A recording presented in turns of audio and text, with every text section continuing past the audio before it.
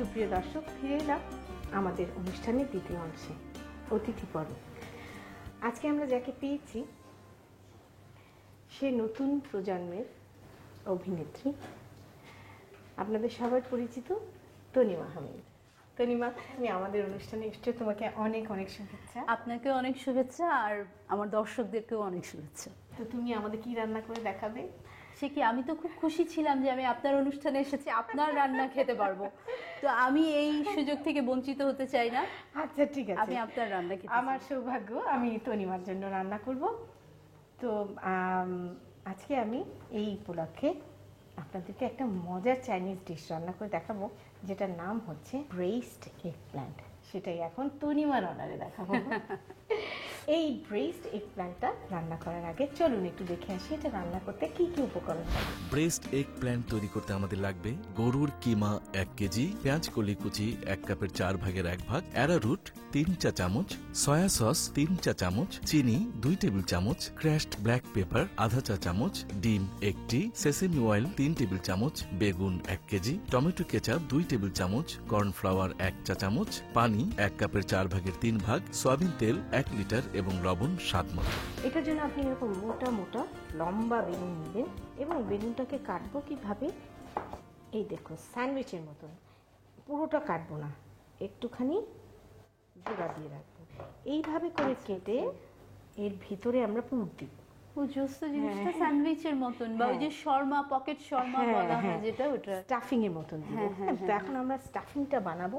তার জন্য আমরা নেব গরুর কিমা, তার মধ্যে একটু লবণ, একটু স্প্রিং অনিয়ন কুচি, তারপর নিব একটু অ্যারারুট, এরপরে নিব একটু সয়া সস, একটু চিনি আর একটু ক্রাশড ব্ল্যাক পেপার।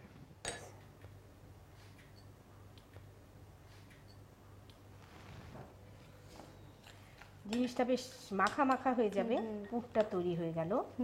এইবার এটার মধ্যে আমি দিব একটু সেসেমি অয়েল। জানো তো, অথেন্টিক চাইনিজে না সেসেমি অয়েল একটা বিশেষ মাত্রা নেয়, এটা দিলে এত ভালো হয় খেতে, তাই না? স্বাদটা। সেসেমি অয়েলটা আমরা কোথায় পাবো? মানে সেসেমি অয়েল যে কোনো দোকানে, ইভেন মুদি দোকানেও পাওয়া যায়, আর সুপার মার্কেটগুলো তো আছেই, সুপার মার্কেটে তো পাওয়াই যায়, এটা তো কোনো সন্দেহই নাই। সো আমাদের এরকম স্টাফিং, আমরা এখন তেলটা গরম দিয়ে দিই, তেলটা গরম উঠে স্টাফিং ভরা হয়ে যাবে। তো তনিমা, তুমি এখন কি করছো? আমি আসলে এখন একটু নাটক কম করছি। আচ্ছা, আমি একটা প্রাইভেট ইউনিভার্সিটিতে জয়েন করেছি লেকচারার হিসেবে, ইস্ট ওয়েস্ট ইউনিভার্সিটিতে। সাবজেক্টে আমি ওদেরকে যেটা পড়াই সেটা হচ্ছে বাংলাদেশ স্টাডিজ। আচ্ছা, সোশ্যাল রিলেশনে বিএসসি ওটা পড়াচ্ছি। তার পাশাপাশি আর কিছু করছো? পাশাপাশি ওই যে মানে সময়টা আসলে খুব কম পাই, মানে আর নতুন চাকরি তো সময় দেওয়া আসলে, হ্যাঁ এখন আসলে একটু কম দেওয়া হচ্ছে। তো তোমার তো মানে বংশ পরম্পরায় তোমাদের বাড়িতে মানে অভিনয়ের একেবারে পরিবেশ, বাবা চাচারা সব। তো তুমি উৎসাহ পেয়েছো কার থেকে? তোমার বাবার থেকে? আসলে উৎসাহটা মানুষের কাছ থেকে পেয়েছি। তাই? কারণ হচ্ছে কি, যে সবাই ধরেই নিয়েছিল যে হামিদ, ফাল্গুনী হামিদের মেয়ে অভিনয় তো করবেই, হ্যাঁ এরকম একটা ব্যাপার ছিল। তো ওটা আমি ছোটবেলায় কখনো কল্পনাও করতে পারিনি যে আমার দ্বারা এই কাজ হবে। আচ্ছা, তো তোমার মানে জীবনে প্রথম তুমি কিসে অভিনয় করলে? আমি আসলে একদম ছোটবেলায় কাজ করেছি, প্রথম কাজ করেছি মঞ্চে। আচ্ছা, আমাদের একটা নাটক ছিল, সেই নাটকটার নাম হচ্ছে চক সার্কেল।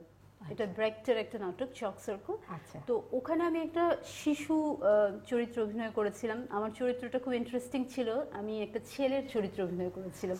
কত বড় ছিলে তুমি? 2-3 বছর বয়স হবে। ও মা, কি সাংঘাতিক! তো তোমার তো তখন নিশ্চয়ই বোঝার বয়স সেরকম ছিল না, কিন্তু তুমি বুঝ হওয়ার পরে প্রথম অভিনয় করলে তোমার কি রিয়াকশন, মানে কি রকম তোমার লেগেছিল বা ভয় পেয়েছিলে কিনা?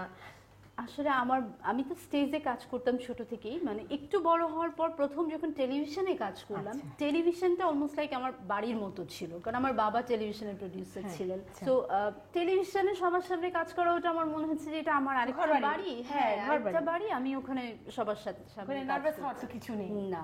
আমাদের পুর ভরা শেষ, এখন আমরা যেটা করব, আমরা জাস্ট এটাকে একটু শুকনো অ্যারারুটের মধ্যে গড়িয়ে নিয়ে অ্যারারুটে গড়ালে কি ওই বেসনের কাজটাও হয়ে যায় না? একটা ক্রিস্প আসে, ইটস নট একেবারে বেসনের মতো মুচমুচে হবে, কিন্তু একটা একটু হালকা মুচমুচে ক্রাঞ্চ একটা আসবে আর কি।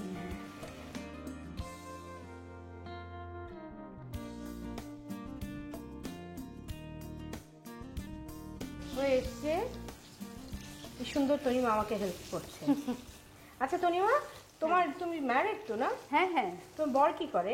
আমার বর ও বেসিক্যালি এখন আছে সামিট গ্রুপে, আর আচ্ছা। এছাড়া মাছরাঙা টিভিতে ও নিউজ বলে। তাই, কে?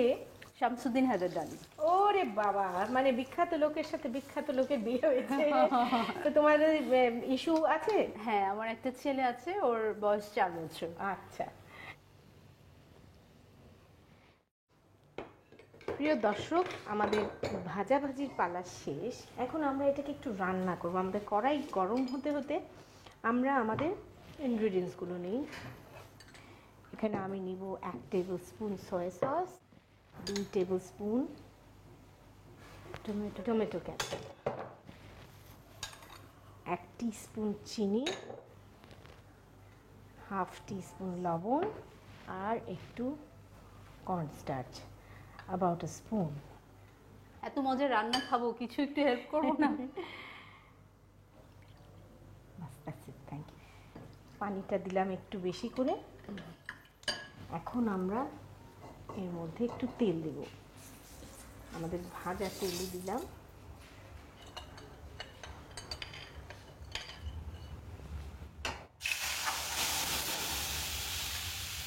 গরম হতে হতে ঢেলে দাও, বাহ, একদম চাইনিজের একটা স্মেল আসছে, মানে দর্শকরা এটা পাচ্ছে না কিন্তু আমি পাচ্ছি। এটা খুবই সুন্দর চাইনিজের একটা পুরো গন্ধ চলে এসছে। দিয়ে দেবো একটু? দিয়ে দাও, ব্যাস ব্যাস ব্যাস, পুরো জিনিসটা একটু ডুববে। আর এখানে একটু দিব আমি, just for finishing, sesame oil. Sesame oil. খুব সুন্দর একটা গ্লেজও আসে, জানো? হ্যাঁ হ্যাঁ। এটাকে এখন আমি একটু ঢেকে দিই।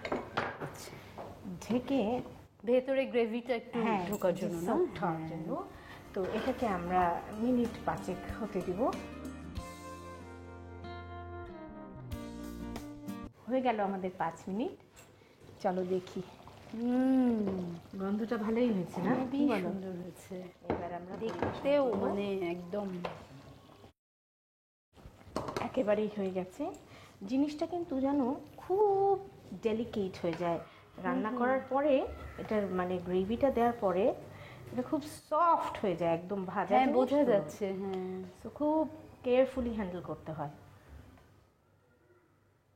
তুমি চাইলে এটাকে আরো ঝাল করতে পারো, শুকনো মরিচ দিতে পারো, it is up to you. হ্যাঁ, মানে একেবারে যে বাধ্যভাবেই তোমার এরকম করতে হবে, নট নেসেসারি। তুমি চাইলে এর মধ্যে এটা ঝোলটা বানানোর সময় শুরুতে একটু শুকনো মরিচ দিয়ে দিলে না, এটা একটা সিচুয়ান এফেক্ট আসবে। আচ্ছা, ওয়াও। এইবার জাস্ট একটু স্প্রিঙ্কল করে দিই গ্রিন স্প্রিং অনিয়ন। গ্রেট।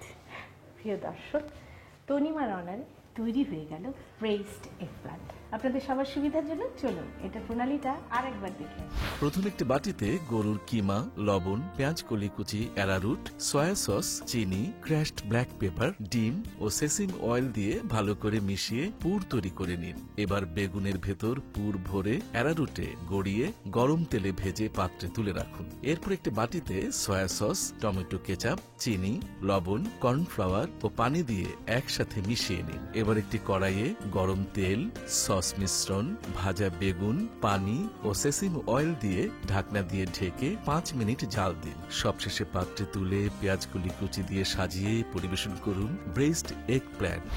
প্রিয় দর্শক, রান্না বান্নার পালা শেষ। আজকে আমরা পেয়েছি আমাদের নতুন প্রজন্মের শিল্পী, তার জন্য নতুন স্টাইলের খাওয়া। তুমি আসার আগে আমি একটা Chinese sweet and sour fish করেছিলাম উইথ পাইনঅ্যাপল। তো তুমি একটু চেখে দেখো এটা গলাধকরণ করতে পারো কিনা। আর তোমার সামনে যেটা রেঁধেছি সেটা তো তুমি একটু দেখবেই খেয়ে।